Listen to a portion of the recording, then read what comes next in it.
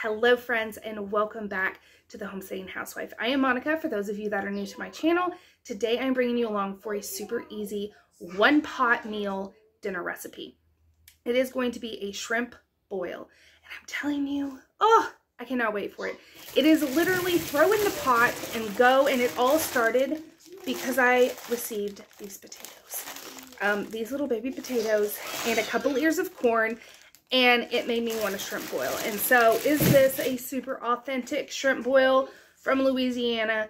No, it is not. But it is super delicious, it's super easy, and it gives you just that, the Cajun flavor that we're all wanting. And it's summer, so this can be done over a fire, it can be done on the grill. It does not have to be done on the stove or in the oven, although you can do it those ways too. It's actually, my favorite way to do it is over a fire, because then you get the, I don't know, the aromas of cooking it over a fire, and it's just 10 times more amazing. But today, we're just going to be doing it on the stove for people that don't want to cook over an open fire or don't feel like cooking over an open fire.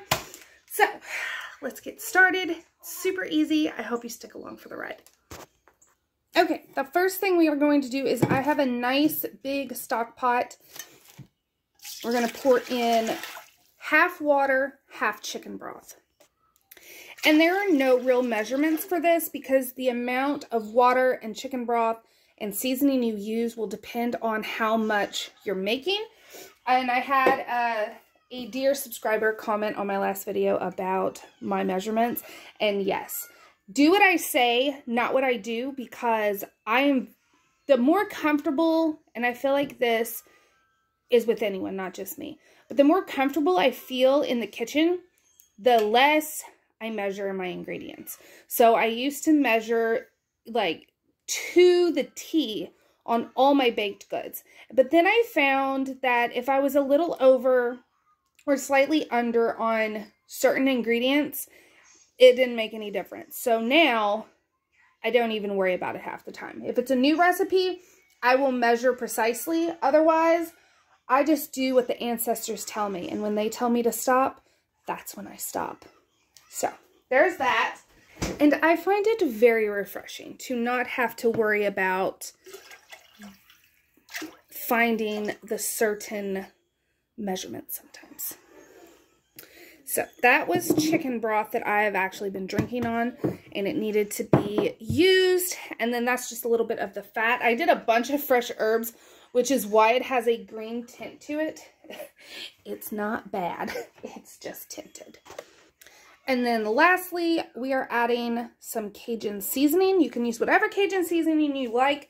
We really like, there's a local Cajun butcher that we go to a lot for his Cajun seasoning, but when we don't have that, we use Slap Your Mama. So for a big pot of water, we're going to use a couple tablespoons worth, and also depending on if your chicken broth is really salty, or like this is hot. This is really spicy. So if you didn't want a lot of spice and you only had spicy, then of course don't use as much or water it down. However you're going to do it to get it to the desired taste that you want. But now we're going to bring this up to a boil. And while this is coming up to a boil, I'm going to be having my potatoes, unless they're really tiny, and then they will stay whole, and shucking 1, 2, 3, 4, 5 ears of corn. Okay, so I ended up adding a couple more tablespoons of the Cajun seasoning. So I have 4 tablespoons in for 4 quarts, I believe, of water and chicken stock, because I ended up adding in more potatoes. So I have probably 2 pounds of potatoes, and I may add a couple more. And then I have 5 ears of corn that I've just cut into thirds. Except for that one, because that one's bad. So our boiling water. Put in the corn and the potatoes. And these are going to cook for 10 to 15 minutes until everything is cooked through, more so the potatoes than the corn, but the corn, of course, is going to get all of that delicious Cajun seasoning and chicken stock really absorbed into it. They're going to be phenomenal, but wait, there's more. We are adding in 2 quartered onions. I have an abundance of onions right now, so we are going to plop 2 of them in. It's going to give it extra good flavor, and they'll be delicious. Cook down a little bit. Lid on. I couldn't find the lid to this, but this one just fits. So 10 to 15 minutes covered. Okay. Okay.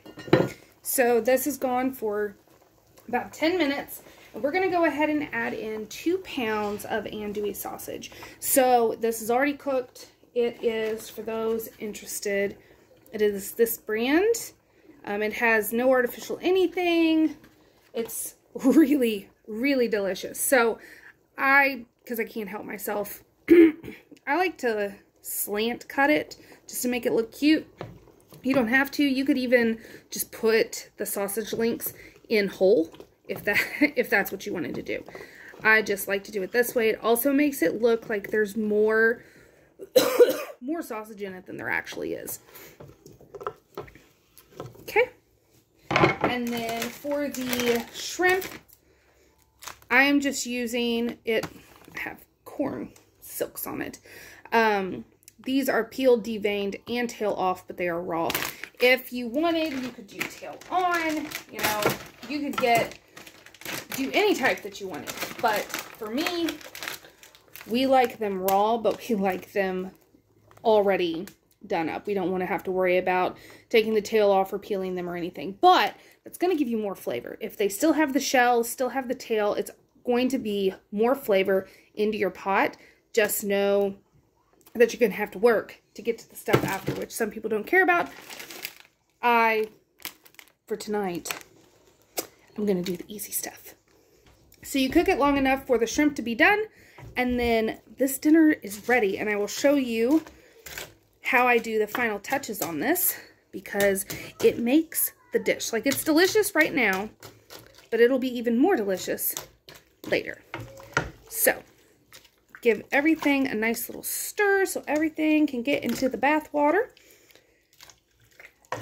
And then I'm just going to do lid off and let this simmer until everything's cooked through.